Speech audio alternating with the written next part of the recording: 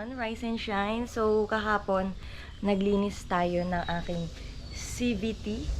So, ngayon, mag-change oil tayo kasi hindi na kinaya ng oras dahil inabot na ako ng gabi. Change oil and gear oil. Alright? Let's go! Welcome back to aking Girl Power episode. So, ito ang ating gagamitin na oil. Meron ako ditong ADNOC. Pang scooter naman, last time ginamit natin ay pang big bike. So ngayon, scooter, 10W40 fully synthetic. Tapos, pang gear oil naman natin ay meron akong K-Works. Ito naman ay 85W140. So, synthetic din siya. So, let's go. Puntahan na natin motor ko. Ayan ang ating gagamitin na oil. Shout out, Boss Mel. Alright. Okay, let's start. Ito yung gamit natin. Hindi pa to nakasara. Dahil ito yung bibili pa ako nung mga tornilyo na lost thread. Mamaya na lang kasi kagabi ay gabi na. So wala nang shop na bukas. Ngayon tatanggalin na natin guys yung bolt dito sa ilalim. Asa na ba yun? Nawala. Ito. Ito yung bolt. Tanggalin na natin yan. Nakikita ba? Yan. Ito. Yan. Ito yung sa Aerox eh. Ito, dalawa yan.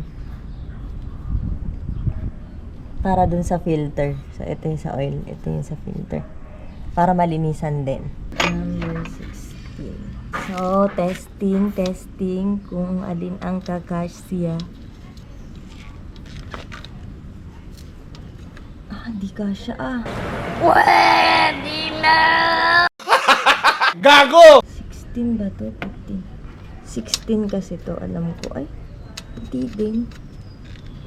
17.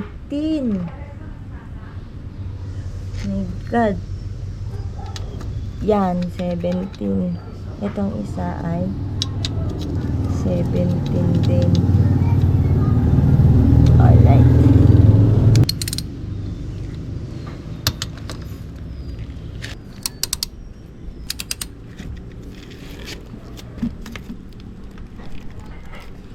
Talian nyo! Dali! Nakakapit kayo para kayo makatuko.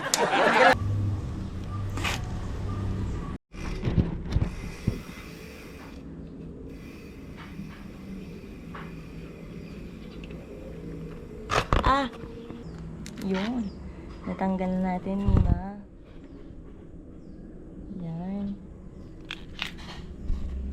At ayan. So, pupunasan na natin to guys. Ayan. Para mamaya, ready na siya. Habang pumapatak pa yung oil. Ayan. Para malinis na pagbalik natin later. Okay guys, dahil medyo mahirap tanggalin yung bolt nung engine oil, gumamit tayo ng tubo. Ayan o, para may puwersa. Ayan. So let's see. Kita ko muna sa inyo. Sana?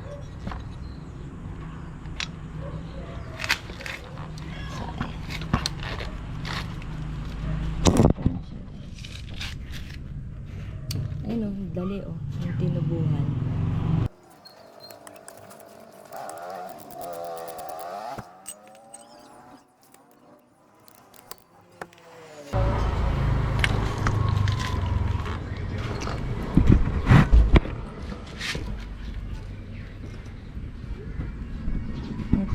Ito guys ang filter and spring. Tanggal din natin sa wakas. Ayan. So, lilinisan natin to mga Mima. Habang nililinis ko to guys, napansin ko merong mga metal particles akong nakita. Okay guys, after natin linisan yung oil filter, ibabalik na natin siya. By the way, ang gamit nga pala natin na previous engine oil dito ay yung Motul na fully synthetic. Meron akong nakitang particles, metal particles habang nililinisan ko tong oil filter. Hindi ko alam kung anong ibig sabihin ng ganon, guys. Paki-comment down below nyo naman kung anong masasabi nyo. Pag nakakita kayo ng ganong klase sa oil filter, or may epekto ba yun sa makina, or what, kung dahil ba yun sa oil na ginamit natin, mga ganon. Bigyan nyo naman ako ng idea, guys, kasi wala pa akong idea tungkol dyan. So, ngayon guys, ibabalik na natin or binabalik ko na yung mga bolts ng oil filter at saka yung drain bolt ng engine para dito sa ating Aerox at nang mailagay na natin ang bagong oil na gagamitin natin. Kasi kailangan guys, siguraduhin natin na nakasara yan bago tayo magsalin ng bagong oil kung ayaw nyong masayang yung isasalin natin. Alright? Let's go! Kung mapapansin nyo guys, gumagamit ako ng tubo para magkaroon ng extension yung ginagamit kong wrench kasi mas malakas yung puwersa pag mas mahaba yung handle. Unlike dun sa mas maigsi, alam niyo naman, tayong mga kababaihan, hindi naman tayo kasing lakas ng mga lalaki. So, kailangan natin gumamit ng additional force. Ayan, para matulungan tayo na mailak ng maayos yung bolt. Although, sabi nila, wag daw masyadong higpitan yan kasi nga, humihigpit naman daw yan ng kusa pagka umiinit na. Ayun, para lang sure na talagang maayos natin maikakabit, gamitan na lang natin ng extension para magkaroon tayo ng extra force. Sinara na natin siya para mailagay na natin yung mismong engine oil dito. Dito naman siya.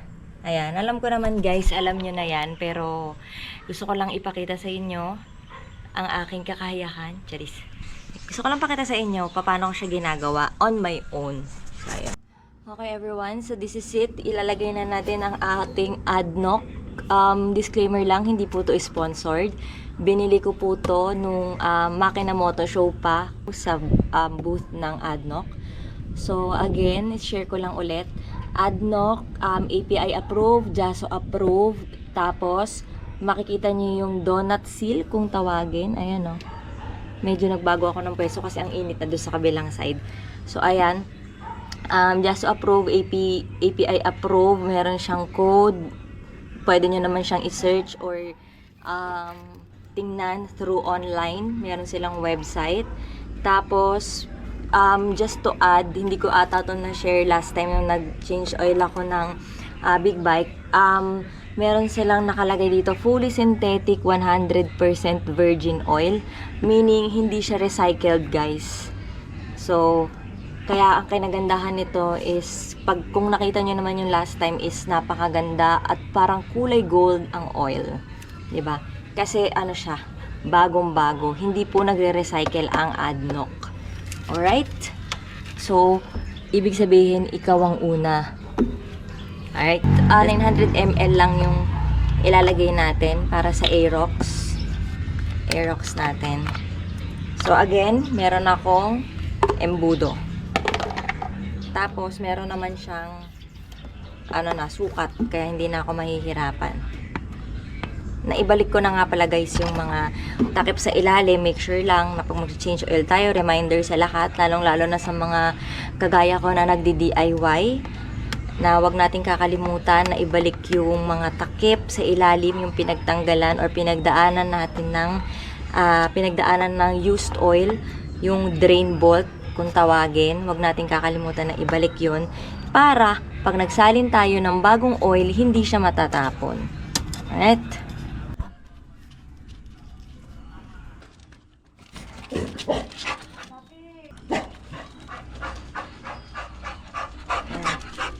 So, punasan lang natin ulit siya.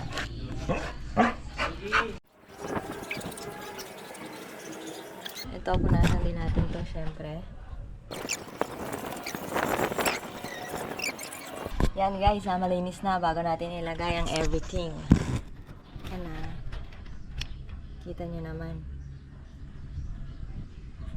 Tapos, ngayon, ilalagay natin si ADNOC. Para makita nyo yung mismong oil. Kung gaano ka virgin. What? Tignan nyo guys ha. Yung oil, oh, kita nyo ba yan? Ang linaw. Gold. 'Di ba? Gold.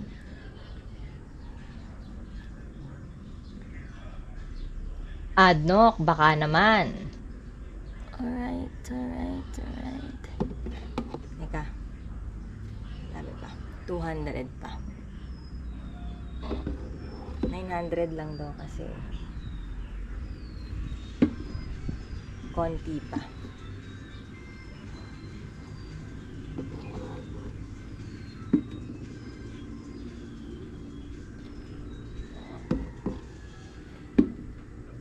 Konti pa.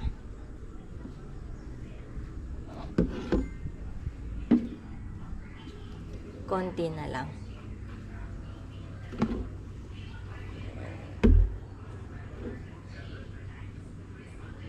Ayan. Okay na. 900 ml.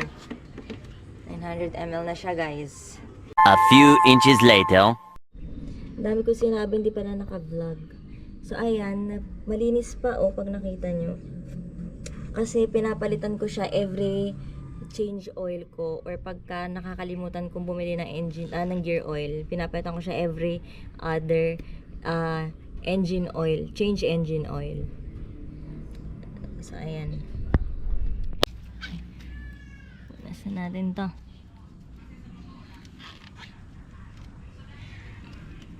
Ibabalik na natin para makapaglagay na ulit tayo ng panibagong oil. Next, gali naman natin to.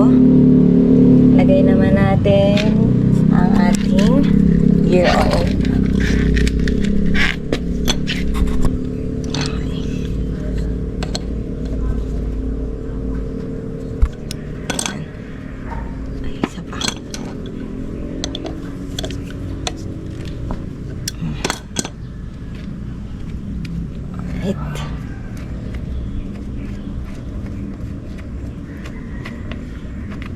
Yun. So, sabi ng hula, hindi hula. Sabi, 150 ml daw ang kailangan ng Aerox para sa gear oil. So, ito, 150 ml. Ayan, malinaw ba? Basta 150 ml yan, guys. So, ngayon, gagamitin natin ang Team K Works na scooter gear oil 85W140 synthetic. Ito nakuha ko to sa Lipa kay Marco, pero ang galing talaga to is kay Sir Kier Gadin ng Team K Works. Actually meron dito sa may malapit sa amin, sa may Emmanuel, ano bang lugar yun? Basta malapit lang sa amin dito. Hindi ko na kailangan mapunta ng Lipa, pero kahapon kasi sarado sila until now dahil nga may event sila sa Carmona. So nirefer na lang tayo ni Sir Kier kay Marco na reseller niya. So ayun, syempre support sa kababayan, Cuenqueño. Alright, so let's go. Lagay na natin siya, guys. Bali first time ko lang kasi gagamitin tong gear oil ng K-Works. So syempre malalaman natin kung gaano kaganda. Balita ko kasi maganda daw. Ginagamit din kasi siya sa pang-racing. Kasi si Sir Kier ay lumalaban ng truck. Nag-race truck siya. So, gamit niya sarili niyang produkto. Kaya, subukan din natin kahit pang ano lang tayo, daily. Kasi pwede din daw to sa pang-daily. Maganda din daw. Alright. Okay na. Nalagay na natin. 150. So, babalik lang ulit natin yung takip. Siyempre, para hindi matapon ng oil, tumagas. Dati kasi tatagasan to, guys. Kasi hindi ko napansin na wala nung nagpalit ng gear oil. Itong oil seal. Nawala niya. Kaya nagkaganito to. Hindi ko na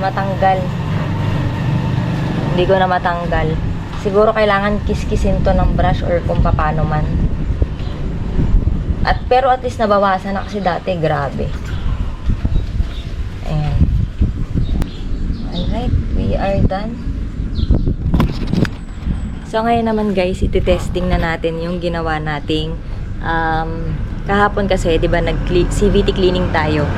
Kahapon kasi nag-CVT cleaning tayo. So hindi ko pa siya tinesting kasi nga gabi na siya. And dahil wala na lost thread yung mga tornilyo, hindi ko pa na ibabalik. So ngayon ang gagawin ko, maghahanap ako ng tornilyo na pangkapalit nun na lost thread sa bayan kung may open na motor shop na ngayon.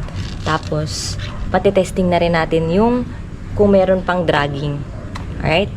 So tara na.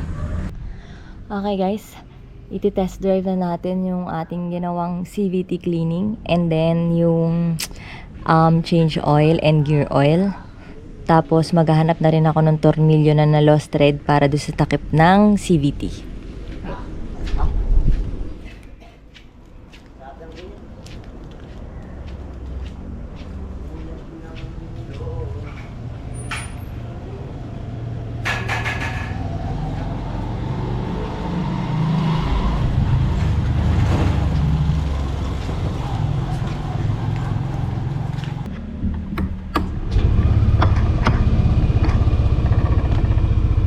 Ma! Yung gate ha!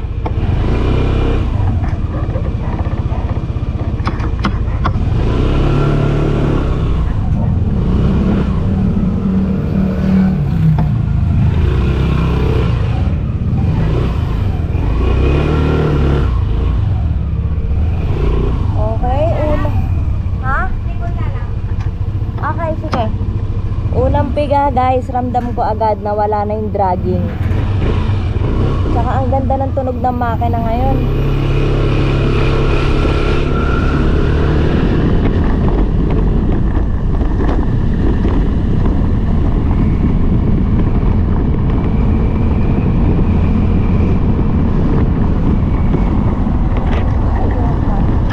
Camera, gumagalaw ang camera.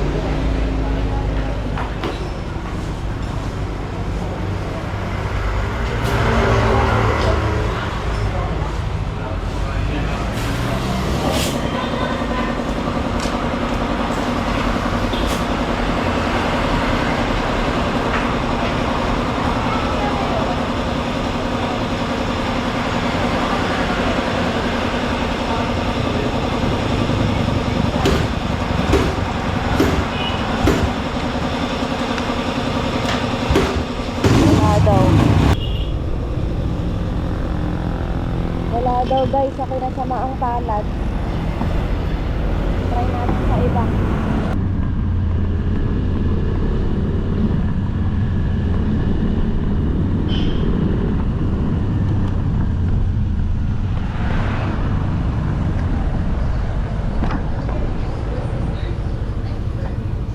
Kuya, meron ba kayong bolt?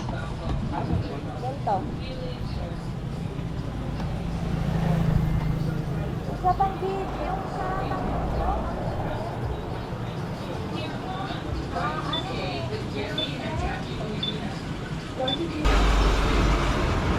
guys, ito nakahanap na ako.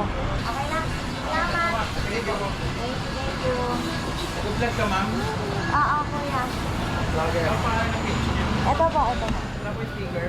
Wala akong dala eh. Mamaya, dadaan ako, bigyan ko kayo. Thank you po. Tulog kayo ng langit sa akin.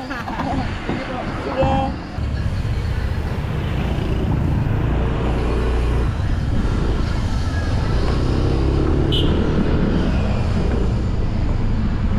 Grabe, ang ganda tumakbo. Ang ganda ng ADNOC talaga. Saka syempre may nalinisan natin yung CVT nito kaya ganito kaswabe. Grabe guys, swabeng-swabe na yung andar. Nung nakaraang araw, grabe yung dragging nito. Sobra talaga, as in ramdam ko, nagbabibrate.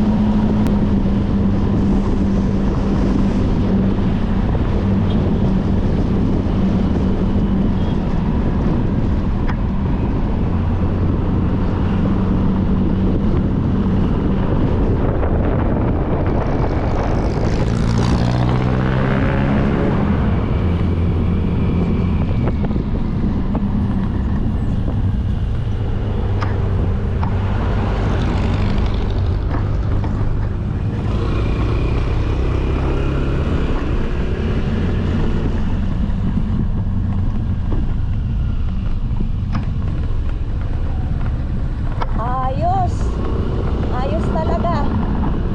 Ganda.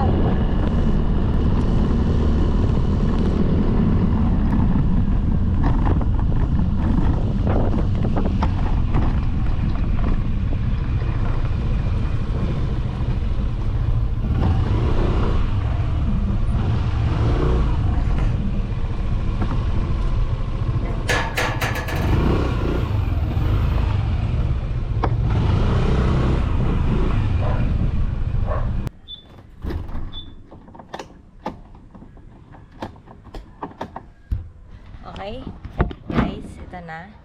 This is it, pansit. May ikakabit na natin ang ating crank cover. Kabit na natin, guys. Yan.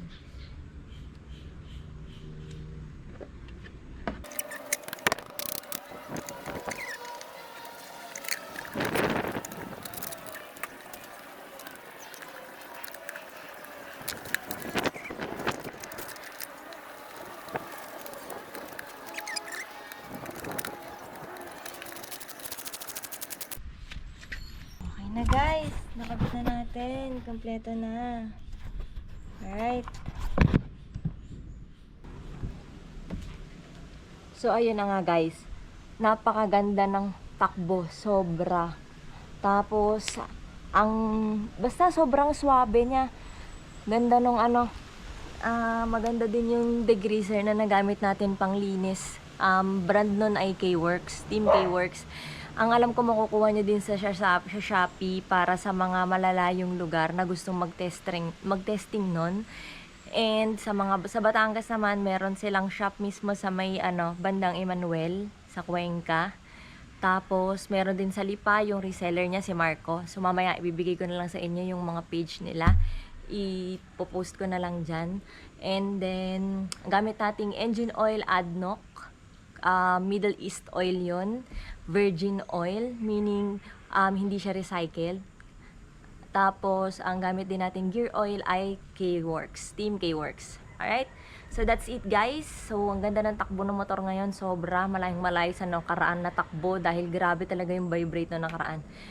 So yun lang, maraming salamat sa panonood. If you like the video, please don't forget to share, like, and subscribe to my Facebook page and YouTube channel. Babush!